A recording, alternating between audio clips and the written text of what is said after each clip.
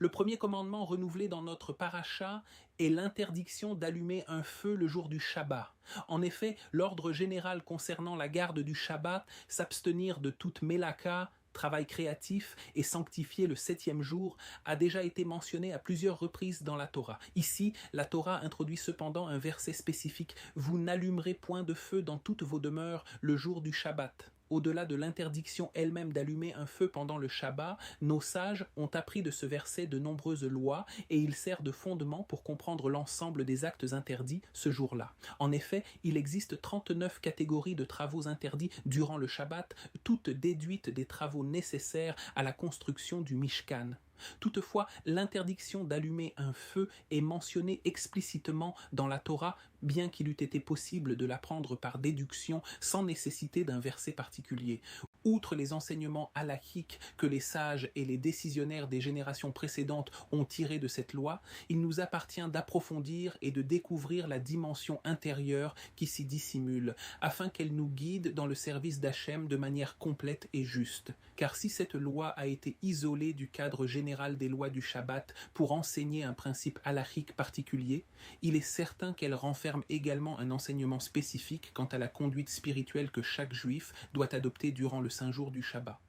Avant d'aborder cet enseignement, il convient d'évoquer une question soulevée par nos sages au sujet du verset. La Torah précise que l'interdiction d'allumer un feu s'applique dans toutes vos demeures, c'est-à-dire partout où vous vous trouvez. Or, dans la Guémara, les sages s'interrogent: pourquoi la Torah devait-elle souligner que cette interdiction s'applique en tout lieu? En effet, l'obligation de garder le Shabbat repose sur la personne elle-même. Ainsi, où qu'elle se trouve, elle demeure tenue d'observer le Shabbat. Il ne s'agit pas d'une obligation liée à un lieu spécifique qui ne s'appliquerait qu'à l'endroit où l'on se rend. Maintenant que nous avons posé ces questions et évoqué les explications halachiques que nos sages ont déduites de ce verset, nous pouvons à leur lumière approfondir l'enseignement intérieur et spirituel qu'il contient. Toute réalité de ce monde possède une racine spirituelle dans les mondes supérieurs. Nous savons que ce monde dans lequel nous vivons est la conséquence et comme une reproduction miniature du monde supérieur. Tout ce qui existe ici-bas, qu'il s'agisse de l'homme, de l'animal, du monde minéral ou de toute autre réalité,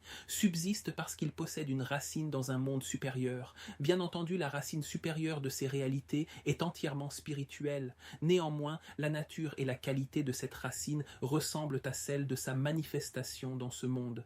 Ainsi, par exemple, le peuple juif.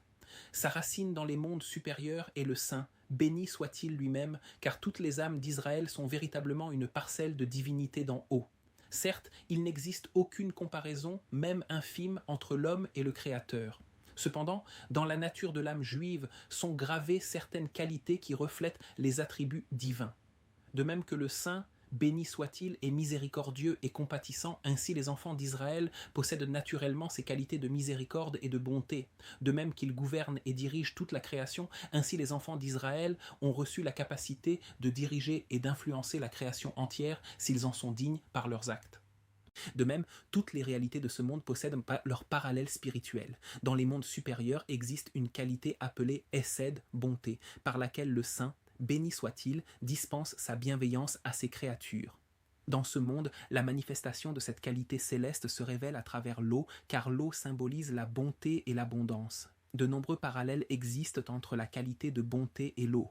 La bonté par nature se répand et ne demeure pas confinée en un seul endroit. Un homme véritablement bienveillant ne garde pas pour lui ce qu'il possède, mais le distribue à tous ceux qui en ont besoin. De même, l'eau, par nature, ne peut rester immobile en un point. Elle s'écoule et se diffuse dans toutes les directions. A l'inverse, la qualité céleste du daim, la rigueur et le jugement, se manifestent dans ce monde à travers le feu. Lorsque la mesure de justice s'éveille contre l'homme, elle peut produire deux effets différents. Le premier est la destruction.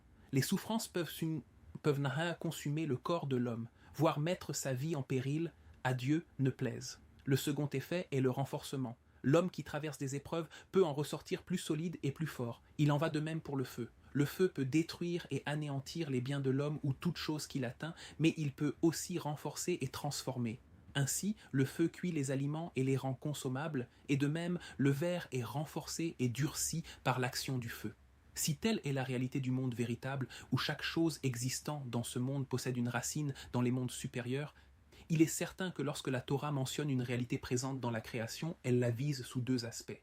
Le premier est l'aspect sous lequel elle se manifeste dans ce monde matériel. Le second est sa dimension spirituelle dans le monde supérieur. Ainsi, lorsque la Torah met en garde « Vous n'allumerez point de feu dans toutes vos demeures le jour du Shabbat », elle fait allusion à deux formes de feu, le feu de ce monde et le feu du monde supérieur.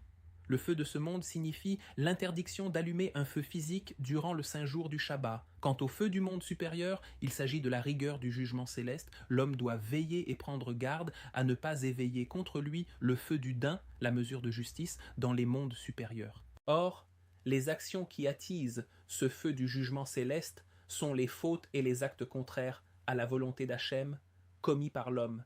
Lorsqu'une personne faute, elle éveille sur elle la mesure de justice, laquelle se manifeste dans ce monde sous la forme d'un feu de souffrance venant troubler la tranquillité et l'équilibre de sa vie. C'est pourquoi, dans le verset que nous étudions, la Torah met l'homme en garde contre les fautes qui éveilleraient contre lui la rigueur du jugement et les épreuves qui en découlent. Une faute commise le Shabbat est plus grave qu'une faute commise en semaine. Cependant, la seconde partie du verset soulève une difficulté importante. Le verset poursuit en effet « Dans toutes vos demeures, le jour du Shabbat ». Or, cela semble difficile à comprendre. Serait-il permis de commettre des fautes durant les jours de semaine et seulement interdit de le faire le Shabbat ? À chaque instant, le Saint béni soit-il observe l'homme et attend de lui qu'il respecte ses commandements. Une autre question se pose également. Que signifie l'expression « dans toutes vos demeures » ? Existerait-il quelque contrée imaginaire où tout serait permis au point que la Torah doive préciser que même là, l'homme demeure tenu d'observer les mitzvot ? La raison pour laquelle la Torah met particulièrement en garde contre les fautes durant le Shabbat est que la faute commise ce jour-là est bien plus grave et éveille une mesure de justice double par rapport à une faute commise durant les jours ordinaires. Nous pouvons comprendre cela à l'aide d'un enseignement profond auquel ont fait allusion de nombreux grands maîtres d'Israël.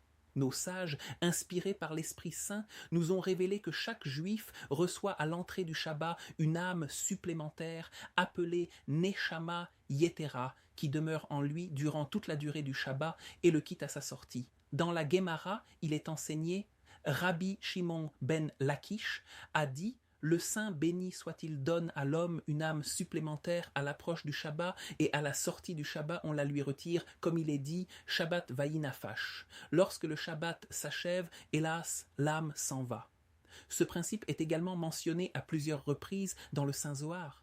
Nombre de nos maîtres se sont interrogés. D'où provient cette âme supplémentaire, inaccessible durant les jours de semaine, mais accordée à l'homme pendant le Saint Shabbat ? Ils ont répondu que cette âme correspond en réalité à la dimension principale de l'âme que l'homme possédera à l'époque de la venue du Makia. Durant sa vie dans ce monde, l'homme ne peut en bénéficier de manière permanente. Il n'y accède que le jour du Shabbat. De même, dans le monde futur, après avoir quitté ce monde, l'homme méritera cette dimension supérieure de son âme. C'est pourquoi le Shabbat est appelé un avant-goût du monde futur, car l'homme y reçoit une part de l'âme qui sera la sienne dans le monde à venir. La gravité particulière de la faute commise le Shabbat. À la lumière de ces paroles saintes, nous comprenons pourquoi une faute commise le Shabbat est bien plus grave qu'une faute commise durant les jours de semaine. En effet, une faute accomplie en semaine n'atteint que la dimension de l'âme qui se manifeste dans ce monde. La dimension supérieure de l'âme, celle que l'homme recevra dans le monde futur et au temps du Makia, demeure intacte et pure. En revanche, lorsqu'un homme faute le 5 jours du Shabbat, il provoque une atteinte également dans la dimension supérieure de son âme, celle qui sera sa véritable âme dans le monde futur et à l'époque messianique. Cela est logique, puisque le jour du Shabbat, cette âme supérieure réside déjà en lui. Dès lors, nous comprenons pourquoi la Torah met en garde « Vous n'allumerez point de feu dans toutes vos demeures le jour du Shabbat ». Elle entend avertir l'homme de ne pas attiser le feu de la rigueur céleste par la commission d'une faute durant le Shabbat. Le dommage causé par une telle faute le poursuivra partout, aussi bien dans ce monde que dans le monde futur. C'est pourquoi la Torah dit « dans toutes vos demeures », c'est-à-dire en tout lieu où l'âme de l'homme se trouvera, dans ce monde comme dans le monde à venir.